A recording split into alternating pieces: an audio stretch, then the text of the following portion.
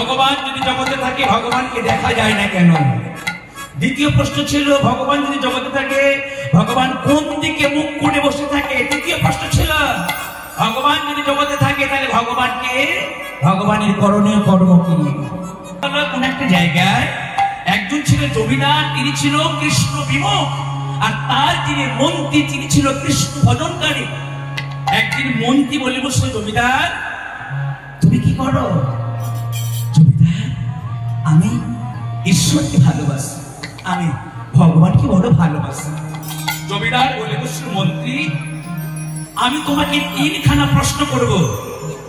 যার বাবারা মায়েরা আছেন কথাগুলো মন দিয়ে শুনবেন। জমিদার বলে উঠলো, হে মন্ত্রী আমি তোমাকে তিনখানা প্রশ্ন করব, যদি তুমি আমাকে তিনখানা প্রশ্নের উত্তর দিতে পারো তাহলে আমি তোমার মতো আমিও হরি ভজন করব, আমিও তোমার মতো গৌর ভজন করব।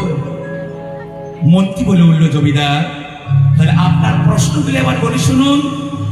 শোনো বাবা মন্ত্রী, আমি তোমার জমিদার, আমি তোমাকে তিনখানা প্রশ্ন করছি, এই তিনখানা প্রশ্নের সুন্দর করে তুমি আমাকে উত্তর দেবে।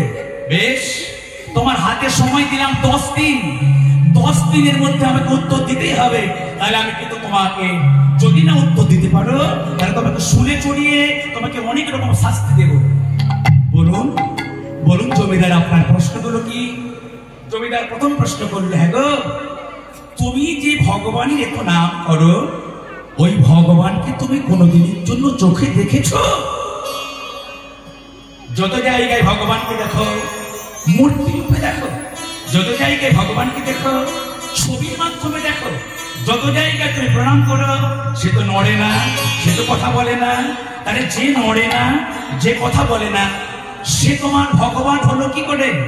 শোনো আমার প্রথম প্রশ্ন, যে ভগবানের জন্য তুমি এত নাম করো ওই ভগবানকে আমাকে দেখাতে হবে। যেদিন তুমি আমাকে ভগবানকে দেখাতে পারবে সেদিন আমি তোমার মতো ভক্ত হয়ে যাব। দ্বিতীয় প্রশ্ন কি প্রশ্ন? পূর্ব পশ্চিম উত্তর দক্ষিণ ঈশান অগ্নি নৈঋত বায়ু, আপনারা সবাই পড়েছেন 10 দিক, তাই না? 10 দিক। তো বলো মন্ত্রী, যে ভগবানের তুমি এত নাম করো ওই ভগবান কোন দিকে মুখ করে বসে থাকে? বলো ভগবান কোন দিকে মুখ করে বসে থাকে? তৃতীয় প্রশ্ন, যে ভগবানের জন্য তুমি এত নাম কীর্তন করো বলো ওই ভগবানের করণীয় কর্ম কি? যত জায়গায় দেখি তোমার ভগবান হাতে বাঁশি বাজায়, ওই ভগবানের আর কোনো কাজ নাই, শুধু কি বসে বসে বাঁশি বাজানো? আমার তৃতীয় প্রশ্ন, ভগবান যিনি হন তার করণীয় কর্ম কি? যাও বাড়ি চলে যাও, বাড়িতে গিয়ে তোমার যত গীতা আছে, যত ভাগবত আছে, যত তোমার পুরাণ আছে, প্রত্যেকটা ধর্মগ্রন্থ তুমি খুলে খুলে দেখবে। আশা করি তুমি 3টি প্রশ্নের উত্তর খুঁজে পাবে না। আর যদি তুমি 3টি প্রশ্নের উত্তর না দিতে পারো তাহলে তোমাকে আমি কিন্তু মৃত্যুবরণ করিয়ে দেব। ভক্তমন্ডলীগণ,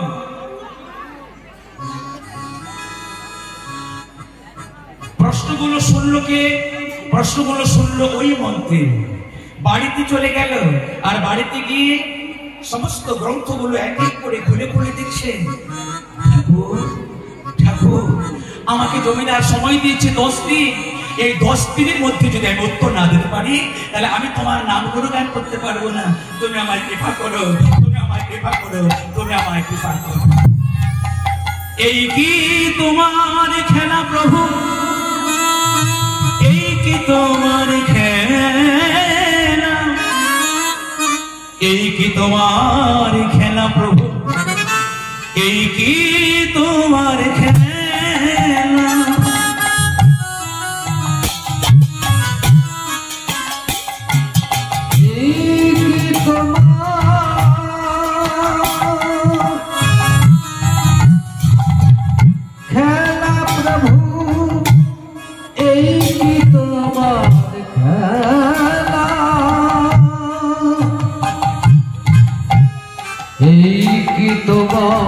খেলা প্রভু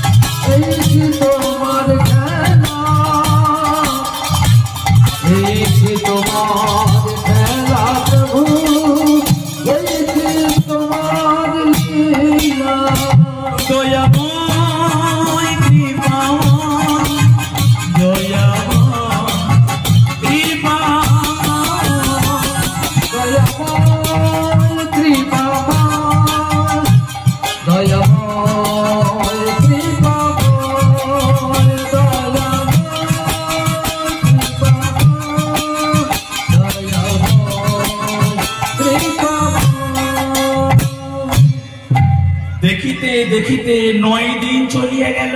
হাতে ছিল কতদিন? 10 দিন। গীতা ভাগবত গিয়ে খুলে খুলে দেখছেন এই 3টা প্রশ্ন কোথাও লেখা নাই। এখানে যারা কীর্তন শুনতে এসেছেন যে 3টি প্রশ্ন পড়া হলো, এই 3টা প্রশ্নের উত্তর কোন গ্রন্থে কিন্তু লেখা নাই। প্রথম প্রশ্ন কি ছিল? 9 দিন চলে গেল, চোখের জলে কাঁদছে, দেখা দাও করে। আর 10তম দিনে একটা ছোট্ট ছেলে এসে বলল, মন্ত্রী, ও মন্ত্রী, তোমার চোখের জল মোছানোর জন্য আমি তোমার কাছে এসেছি। জানো বন্ধু, আমি ভগবানকে ভালোবাসি বলে, আমি ঈশ্বরকে ভালোবাসি বলে আমার যে জমিদার আমাকে কঠিন কঠিন প্রশ্নগুলো করেছে, আমি উত্তর দিতে পারি না। আমার বোধহয় কালকে গিয়ে শুনে চুরে আমার মৃত্যুবরণ করতে হবে। ছোট্ট ছেলেটা বসল, না গো, আমি এসেছি তোমাকে বিপদ থেকে রক্ষা করব বলে। কি বাবা তুমি? তোকে তো আমি চিনি না। তোর নাম কি? আমার নাম কি, আমার বাড়ি কোথায়, পরে শুনবে। এখন আমি আপনাকে বিপদ থেকে রক্ষা করার জন্য এসেছি। মন্ত্রী, আপনি ঘরে চুপচাপ বসে থাকুন, আমি যাব আপনার হয়ে উত্তরগুলো দেওয়ার জন্য। বুঝতে নিশ্চয় বাকি নাই ওই ছোট্ট ছেলেটাকে, যে ছেলেটাকে আগে কোনোদিন দেখে নাই। নিশ্চয় বুঝতে পেরেছে ছোট্ট ছেলেটাকে অনাদির আদি গোবিন্দ ভগবান তার ভক্তকে রক্ষা করার জন্য ছোট্ট বালকের রূপ ধরে এসেছে ওই মন্ত্রীর কাছে। মন্ত্রী, তুমি চুপচাপ ঘরে ঠাকুরের চরণে তুলসী দাও, আমি যাবো তোমাকে রক্ষা করার জন্য। পারবি বাবা? তুই পারবি? এই কঠিন প্রশ্নগুলো তো আমি জানি না, তুই পারবি? ছোট্ট ছেলেটা বলে বসলো, পারবো। তুমি শুধু চোখের চলে যেমন ঈশ্বরকে ডেকেছিলে তেমন তুমি ঈশ্বরকে ডেকে যাও। চলে গেল ছোট্ট ছেলেটা জমিদারের কাছে। জমিদার, আপনি আপনার মন্ত্রীকে ঠকানোর জন্য, আপনার মন্ত্রীকে কষ্ট দেওয়ার জন্য এই কঠিন কঠিন 3টা প্রশ্ন দিয়েছেন। রাজা বলল, হ্যাঁ। তুই কে? আমি কি জানার দরকার না, তবে আমি এসেছি আপনাকে উত্তরগুলো দেব বলে। কি বললি? ওই মন্ত্রী সে পারলো না, তাই ঘরের ভিতরে চুপচাপ বসে আছে, আর তুই এসেছিস উত্তরগুলো দেবে বলে। জমিদার, তুলসী পাতার ছোট বড় বিচার করতে নাই। বল, বেল পাতার ছোট বড় বিচার করতে নাই। ছোট তুলসী পাতায় পুজো করা যায় না, আজ পর্যন্ত কোথায় লেখা আছে কি? ছোট বেল পাতায় পুজো করতে নেই, এটা লেখা নাই। বেল পাতা তো বেল পাতা, তুলসী পাতা তো তুলসী পাতা। আমি দেখতে ছোট বলে আমাকে পছন্দ হচ্ছে না। আপনি প্রশ্নগুলো করুন, আমি উত্তরগুলো দেব। বেশ, আমার প্রথম প্রশ্ন ছিল, ভগবানকে দেখা যায় না কেন? সবাই ভগবানকে ভালোবাসে পাথরকে, সবাই ভগবানকে ভালোবাসে ইট বালি সিমেন্টকে, তোমার? যে মন্দিরগুলো আমরা তৈরি করি ইট বালি দিয়ে তৈরি করি তো, তাই তো? যেটা ইট বালি তাকে আমি ভগবান বলবো কেন? যেটা মাটি দিয়ে তৈরি সেটাকে ভগবান বলবো কেন? ভগবানকে দেখতে গেলে কি করতে হবে এবং ভগবানকে দেখা যায় না কেন? ভক্তমন্ডলী মায়েরা বাবারা উত্তরগুলো শুনতে পারে। এই ছোট্ট ছেলেটা, তার তো কোনো ভয় নাই, তিনি উত্তর দেওয়ার জন্য প্রস্তুত এসেছেন। হে জমিদার, আপনি যদি আমার প্রথম প্রশ্নের উত্তর জানতে চান তাহলে আপনাকে একটা কাজ করতে হবে। বল বাবা, ওই কাজটা করলে আমি উত্তর পাবো তো? হ্যাঁ পাবেন। বল কি কাজ করব? তুই যে কাজটা করার কথা বলবি সেই কাজ করব, বিনিময়ে আমার উত্তরটা যেন আমি পাই।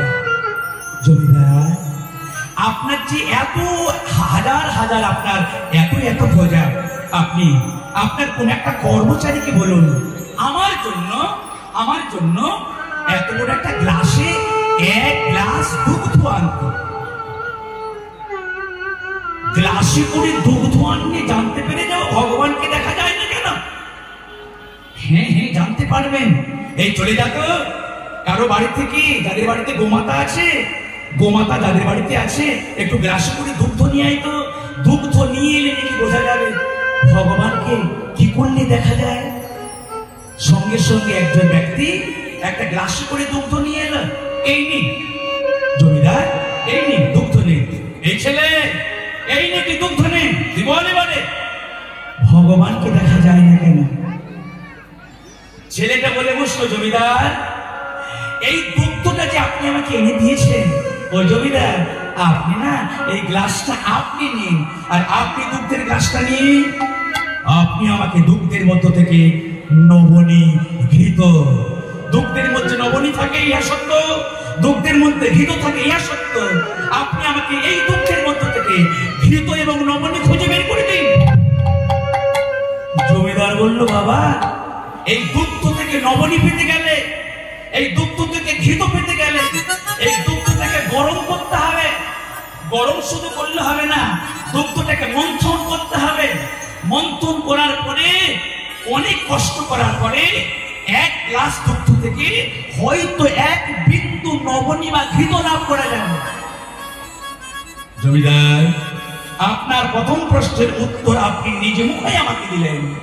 শুনুন হে রাজা, ভগবান বিশ্ব চরাচরে চারিদিকে আছে। ভগবানকে দেখতে গেলে আপনাকে আমাকে কষ্ট করতে হবে। ওই কষ্ট যারা করে তারাই তাদের হৃদয় মন্দিরে অনাদি আদি পবিত্র ভগবানের কষ্ট করে।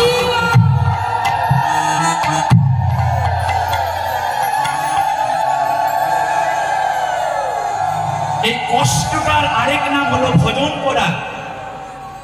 কষ্ট করো, কৃপা পাবে। চা দোকানে আড্ডা দেব, পরচর্চা করবো, ঝগড়াঝাটি করবো, আর ঠাকুরের কাছে কি বলবো, ঠাকুর আমাকে দেখা দাও। ভগবান বললো, আমি তো তোমায় দেখা দেব। দেখা দেওয়ার জন্য তুমি কি তৈরি হয়েছ?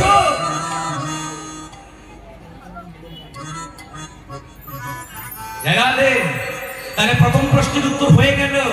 গ্লাস থেকে যেমন নবনী পেতে গেলে পরিশ্রম করতে হবে। ভক্তমন্ডলীগণ, আপনারা সবাই জানেন ইসলাম ধর্মাবলম্বী তারা কি করে? রমজান মাস পালন করে।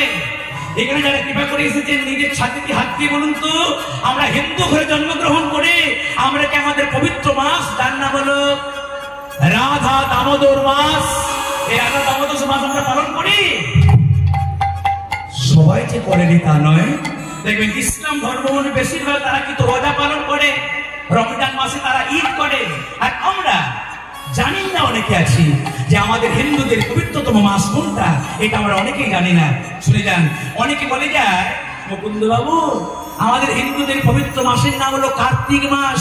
উত্তরটা ঠিক নয়, উত্তরটা ঠিক নয়। আমাদের পবিত্র মাস কার্তিক মাস। 1 মাস নিরামিষ খেতে হবে, 1 মাস পটল, বরবটি এবং আরো অনেকগুলো সবজি এই 1 মাসে খাওয়া চলবে না। পুরো 1 মাস নিরামিষ খেতে হবে। পুরো 1 মাস আপনাকে তৈল মাখা চলবে না। পুরো 1 মাস আপনাকে স্বামী স্ত্রী এক বিছানায় ঘুমানো হবে না। পুরো 1 মাস আপনাকে মিথ্যে কথা বলা চলবে না। পুরো 1 মাস আপনাকে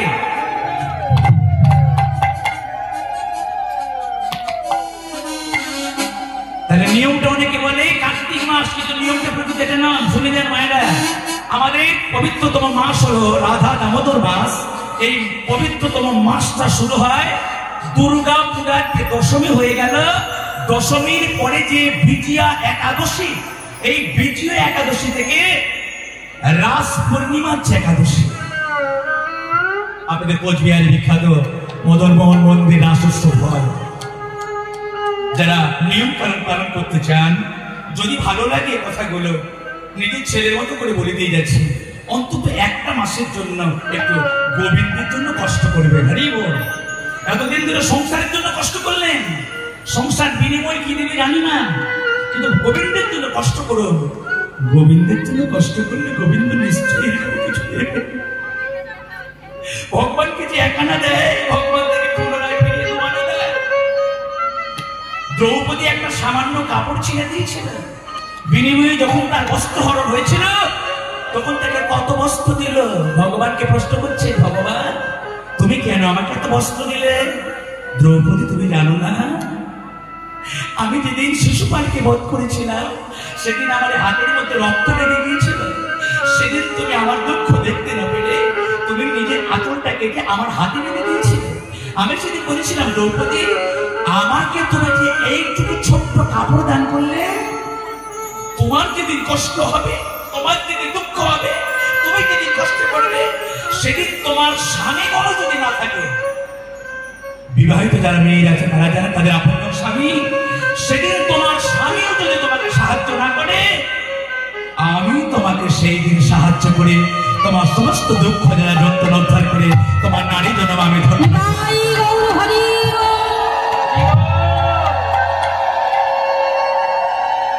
হে ভক্তমণ্ডলীগণ, ভগবানকে দেওয়ার চেষ্টা করবেন আর ভগবানের জন্য কষ্ট করবেন। কষ্টটার আরেক নাম হলো ভজন করা।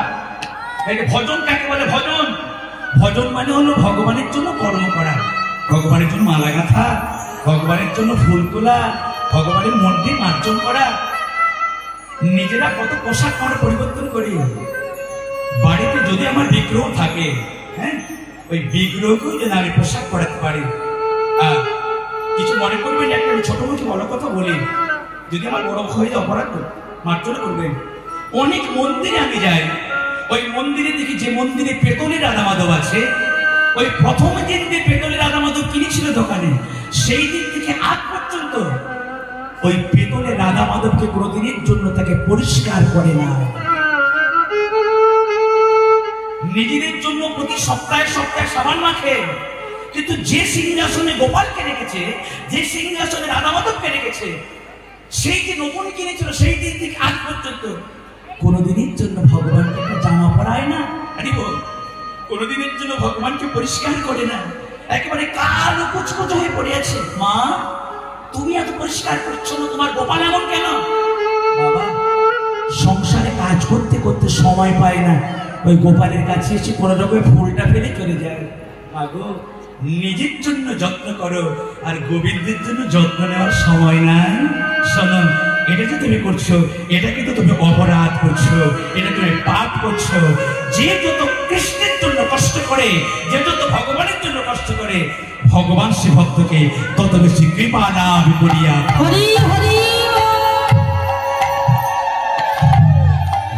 দ্বিতীয়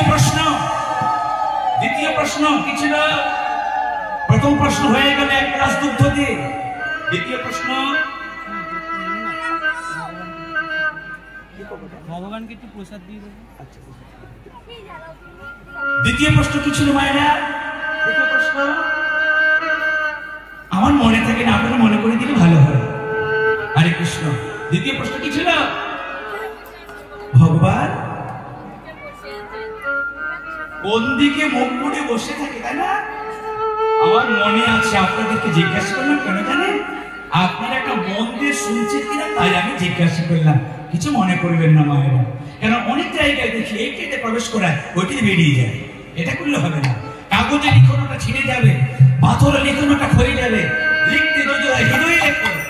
কীর্তন সুন্দর হৃদয় দিয়ে শুনতে হয়, কীর্তন সুন্দরে মন দিয়ে শুনতে হয়। যতদিন বেঁচে থাকবো ততদিন যেন কথাগুলো মনে রাখতে পারি।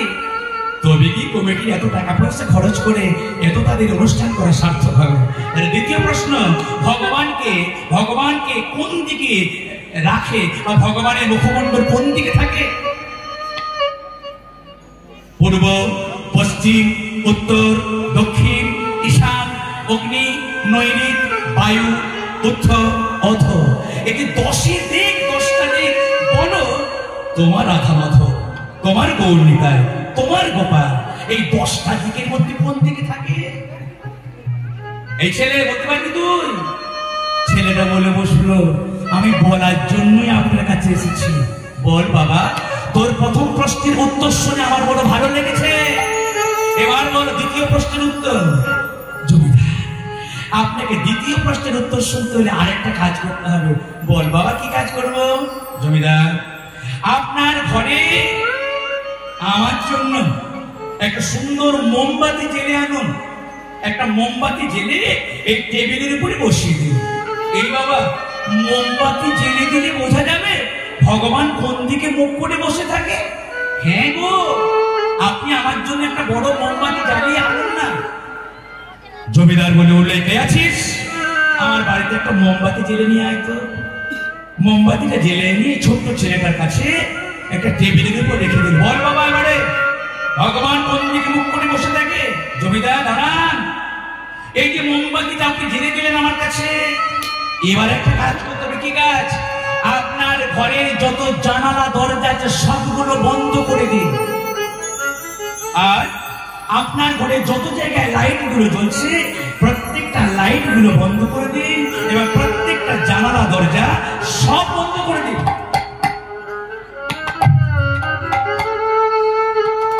এই ছেলে চারিদিকে জানালা দরজা বন্ধ করে দিলে অন্ধকার হয়ে যাবে। চারিদিকে আলো বন্ধ করে দিলে অন্ধকার হবে। হ্যাঁ, অন্ধকার করানোর জন্য আপনাকে বললাম। বেশ, তুই যখন বললি, কে আছিস? জানালা দরজাগুলো বন্ধ করে দে। কে আছিস? আমার ঘরে যত আলোগুলো আছে বন্ধ করে দে। তাহলে কোনটা জ্বলছে? ওই টেবিলের উপরে এই মোমবাতিটা। জমিদার, ভালো করে উত্তর দেবেন কিন্তু। বলুন, আপনার এই মোমবাতির আলোটা পূর্ব দিকে যাচ্ছে, না পশ্চিম দিকে যাচ্ছে, না উত্তর দিকে যাচ্ছে, না দক্ষিণ দিকে যাচ্ছে?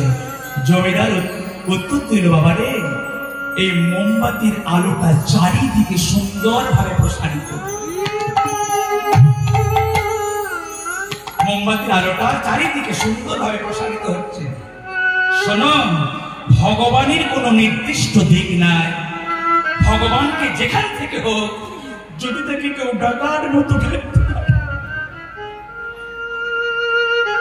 মন্দিরের পেছনে থেকেও যদি কেউ তাকে ডাকার মতো ডাকতে পারে, ভগবান ওই ভক্তকে দর্শন দেওয়ার জন্য ওই মন্দিরের পেছনেও তাকে দিবঙ্গ ভঙ্গি মতো তাকে দেখা দেবে।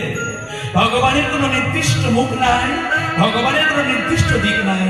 ওই প্রদীপের আলো বা মোমবাতির আলো যেমন চারিদিকে সমানভাবে প্রবাহিত হয়, ভগবানও কিন্তু এই পৃথিবীর সর্বত্র তিনি বিরাজমান। রনি বনে জঙ্গলে তুমি যদি তাকে ডাকার মতো ডাকতে পারো, ভগবান তোমার মতো ভক্তের ডাকে সাড়া দেওয়ার জন্য তিনি তোমার কাছে এসে তুমি তোমাকে দেখা দিয়ে তিনি তোমার মনোবাসনা পূর্ণ করবেন। একবার দেখা দাও মদন মোহন,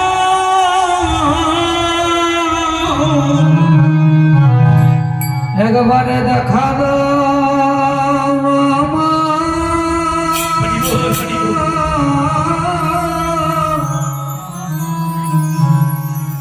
মদন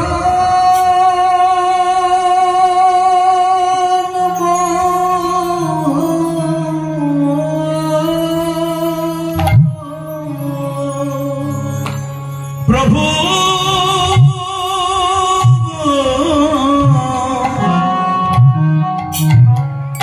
একবারে দেখা দাও আমার মদন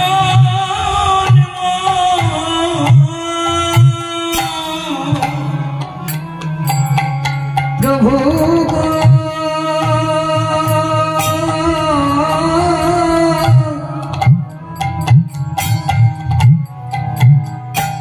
দেখা দাও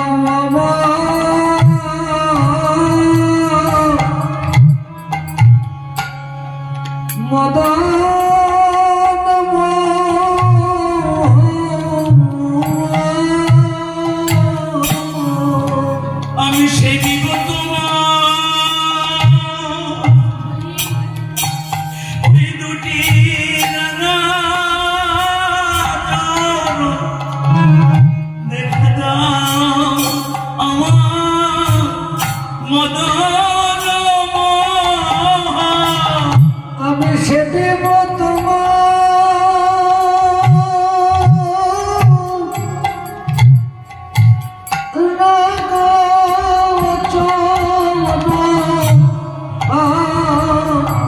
দেখা দাও মদন আমি সে দিব তোমার ওই দুটি রাঙা দেখা দাও আমার মদন আমি সে দেব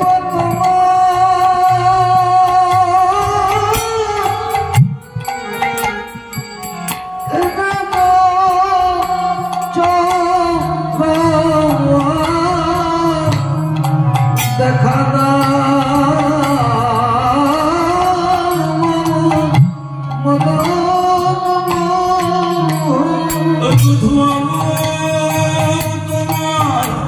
দুটি যুগল চাঁদ একবার দেখা দাও আমারই মদন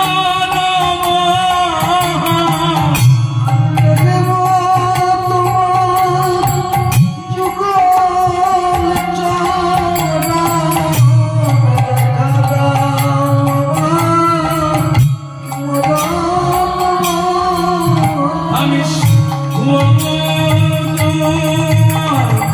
দুটি যুগল চাঁদ একবার দেখা আমারই মদন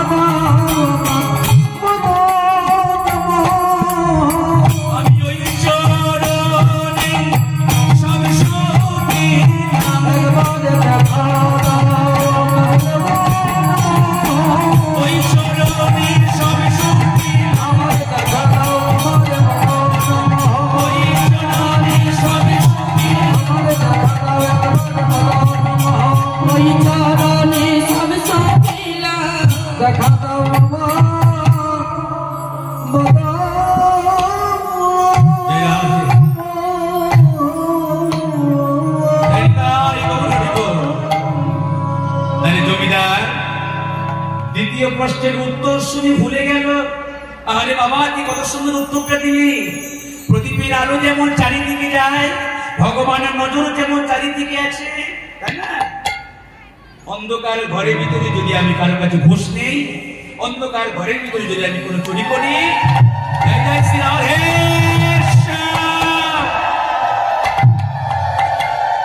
তাহলে আমার বুঝতে পেরে যাবে অনাদিরাদি গোবিন্দ ভগবান। ভগবানের নজর চারিদিকে থাকে, ভগবানের চোখে থেকে আজ পর্যন্ত কেউ এড়াতে পারে না। ভগবানের চোখে আজ পর্যন্ত কেউ এড়িয়ে যেতে পারে না। বাবা রে, আমার দুটো প্রশ্নের উত্তর শুনি আমার মনটা বড় ভালো হয়ে গিয়েছে। দ্বিতীয় প্রশ্ন ছিল কি ছিল মায়েরা? দ্বিতীয় প্রশ্ন ছিল ভগবান কি শুধু হাতে বাঁশি বাজায়? কেউ চাকরি করে, কেউ ব্যবসা করে, বিভিন্ন জন বিভিন্ন কর্ম করে। হ্যাঁ গো, তোমরা দেখে ভগবান বলে বলো, ওই ভগবান কি কাজ করে? বাবা রে বাবা, এটা শেষ প্রশ্ন, এই উত্তরটা যদি আমাকে দিতে পারিস, আমি আজ থেকে ভগবানের ভক্ত হয়ে যাব। আমি আমার ওই মন থেকে আর গালিগালাজ দেব না, আমি আমার মন থেকে আর বোকাঝোকা করব না। জমিদার, আপনি যদি তৃতীয় প্রশ্নের উত্তর শুনতে চান, তাহলে আপনাকে আরেকটা কাজ করতে হবে। বল বাবা, কি কাজ করলে বুঝতে পারবো ভগবানের কাজ কি? হরি বল। মায়েরা, কতটা আমার বোঝা যাচ্ছে তো? বোঝা যাচ্ছে? কারণ সূর্য পূজার পরে না আসরটা খুব গন্ডগোলে থাকে।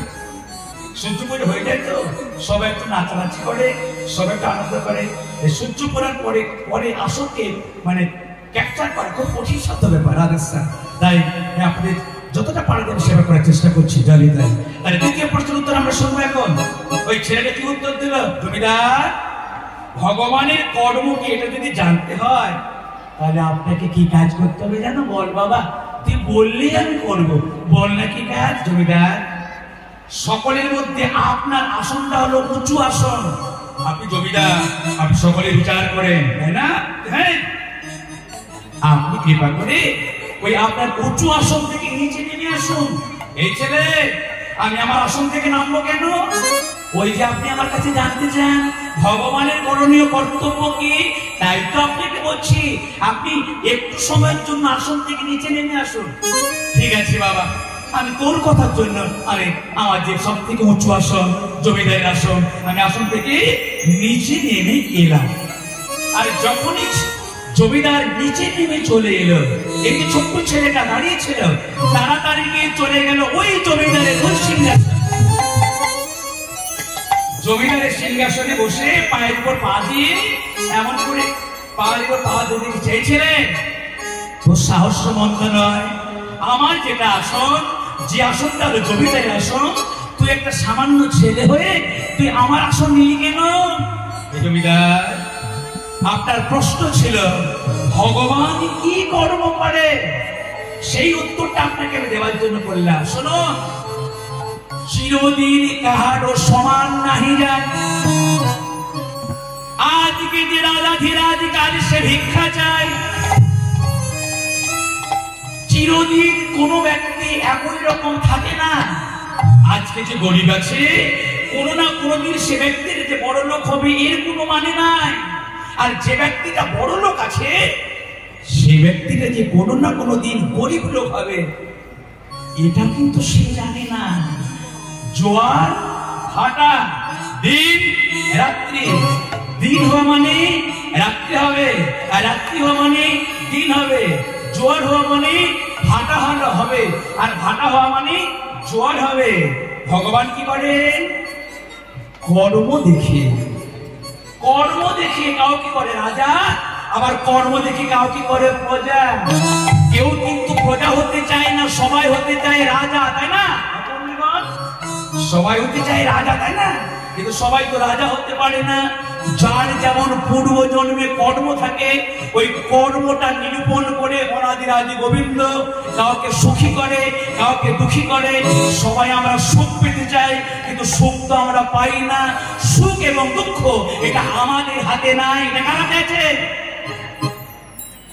অনাদিরাদি গোবিন্দ ভগবান। পরিবারে বাড়িয়া আশা হবে, তুমি ভেবেছ কি মনে এই ত্রিভুবনে তুমি যাহা করে গেলে কেউ জানি না। বাড়ি বাড়ি আর আশা হবে না, ওরে বাড়ি বাড়ি আর আশা হবে না। তুমি ভেবেছ কি মনে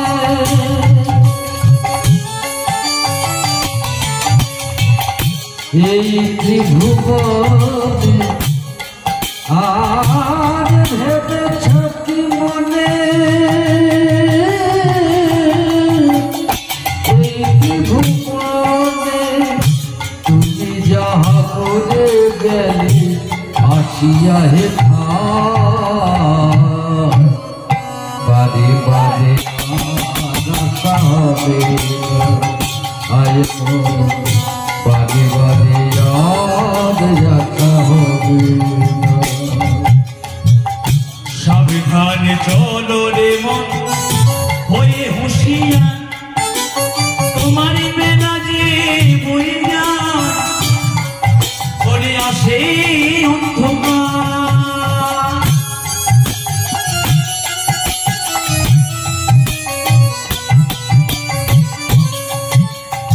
ওরে সাবধানে চলো রে মন হয়ে হুঁশিয়ার তোমার বেলা যে বয়ে যায় আসে অন্ধকার